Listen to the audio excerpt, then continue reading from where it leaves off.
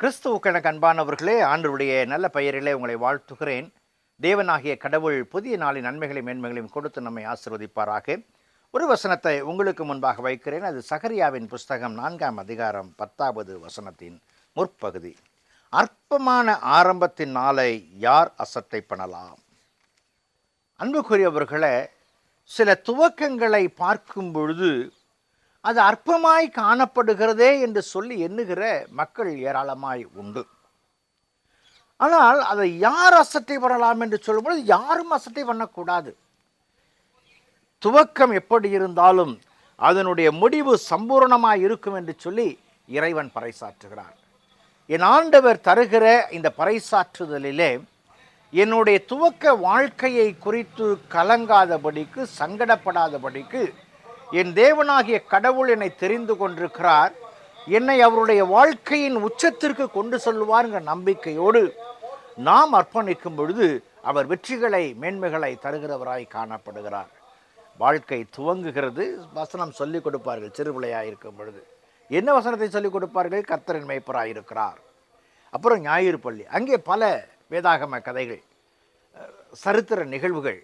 அப்புறம் வாலிபர்களாய் செல்லும் பொழுது அங்கும் கற்றுக் கொடுக்கப்படுறோம். விளைவு என்ன? இறைவனால் தொடப்பட்ட பிள்ளைகளாய் நம்முடைய வாழ்க்கை இறைவனுக்கு மகிமை சிறந்த பிள்ளைகளாய் வாழ தேவன் கிருபை பாராட்டுகிறார். அன்புக்குரியவர்களே, அற்பமான துவக்கத்தை ஒரு காலம் யாரும் அசட்டை பண்ண வேண்டாம். நான் ஒன்றை வாசித்தேன். ஒரு காட்டிலே பல மரங்கள் இருந்தனவாம். அந்த மரங்களிலே ஒரு மரம் சொன்னது, என்னுடைய ஆசை என்னவென்று சொன்னால், நான் பொன்னும் வெள்ளியும் வைக்கிற, பொக்கிஷம் வைக்கிற ஒரு பெட்டியாக நான் வர வேண்டும் என்று சொல்லி அந்த மரம் ஆசைப்பட்டதாம். அருகில் இருந்த மற்றொரு மரம் சொன்னதாம், நான் எப்படியாவது அநேக மக்களை கொண்டு செல்லுகிற பயணிகள் கப்பலாக மாற வேண்டும் என்று சொல்லி விரும்பினதாம். மூன்றாவதாக இன்னொரு மரம் சொன்னது, நான் மிகவும் உயர்ந்து வானளாவிய நிலைக்கு நான் வர வேண்டும் என்று சொல்லி என்னுடைய ஆசை என்று சொன்னது. எல்லா மக்களுமே நிமிர்ந்து பார்க்க வேண்டும் என்று சொல்லி இந்த மரம் சொன்னதாம். காலங்கள் உருண்டோடின. ஒரு காலம் வந்த பொழுது இந்த மூன்று மரத்தையும் வேறு வேறு ஆட்கள் வெட்டி சென்றார்கள்.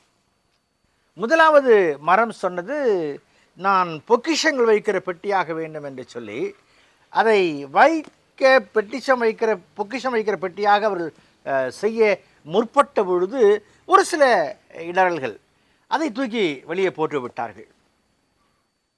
இரண்டாவதாக மற்ற மரம் நினைத்தது, நான் ஒரு பெரிய கப்பலாக வேண்டும் என்று சொல்லி, ஆனால் முடியவில்லை. ஒரு சிறிய படகாக அதை செய்தார்கள் அந்த மரத்தை கொண்டு. மூன்றாவது மரம் நல்ல உயரமாய் வளர்ந்தது. அதை அழகாக அறுத்து ஒரு இருட்டறையில் கொண்டு போய் போட்டு விட்டார்கள். காலங்கள் கடந்து போயின. வாழ்க்கையிலே ஒரு ஆர்வத்தோடு துவங்கின இந்த மரங்கள் நிலைகள் மாற்றப்பட்டவைகளாய் மாறிவிட்டன. தூரத்தில் போடப்பட்ட அந்த அந்த நகை வைப்பதற்காக செய்யப்பட்ட அந்த பெட்டி வைக்கோல் தொட்டியாக மாறிற்று. அதுவே இறைவன் குழந்தையாய் இருக்கும்போது படுக்க வைக்க ஏதுவாயிற்று என்று சொல்லுகிறார்கள். நான் கப்பலாவேன் என்று சொல்லி நினைத்த மரம் படகாயிற்று. அந்த படகில் இருந்த ஆண்டவர் நற்செய்தி அறிவித்தார் என்று சொல்லுகிறார்கள். அதற்கு பயன்பட ஆரம்பித்தது. இருட்டறையிலே போடப்பட்ட இந்த பெரிய பெரிய கட்டைகள் தான் இறைவனை அறைவதற்கு பயன்பட்ட சிலுவையாக, அனைத்து மக்களும் சிலுவையை நோக்கி பார்க்கிற ஒரு நிலைக்கிணராகி தள்ளுகிற ஒரு மரமாக அது மாறிற்று. அன்புக்குரியவர்களே, மரங்களின் ஆசை பலவாறு இருந்தாலும் அது ஓரம் கட்டப்பட்ட பொழுது ஒன்றுமில்லாமல் போய்விட்டோமோ என்று நினைத்ததானால், இந்த உலக இரட்சகரை உலகுக்கு அறிமுகப்படுத்துகிற, உலக இரட்சகரின் வார்த்தைகளை அறிமுகப்படுத்துகிற, உலக இரட்சகர் வழியாக மீட்பை பெற்று தருகிற மரங்களாக இவை மாறின. இன்றைக்கு நம்முடைய வாழ்க்கையில் ஏதோ ஒரு இடத்துல குறை, வீழ்ச்சி என்று சொன்னால் அதை குறித்து அற்பமாக எண்ண வேண்டாம். என் தேவனால் பயன்படுத்தப்படும் உயர்ந்த மக்களாய் நாம் காணப்படுவோம் என்ற நம்பிக்கைக்குள்ளாய் வருவோம். ஆஸ்வால்ட் ஸ்மித் என்று சொல்லுகிற இறையியலாளர் தேவன் பயன்படுத்தும் மனிதன் என்ற ஒரு புத்தகத்தை எழுதியிருக்கிறார். இன்றைக்கு அதே ஆண்டவர் உங்களையும் என்னையும் அற்புதமாய் பயன்படுத்துவார். மரங்களின் சிந்தனைகள் வீணாக போகவில்லை.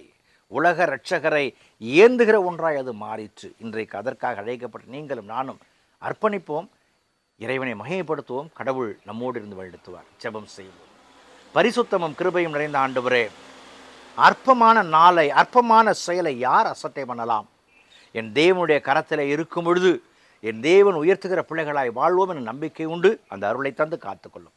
இயேசுவின் ஜெபிக்கிறோம். ஜெபங்கள் பிதாவே, ஆமென்.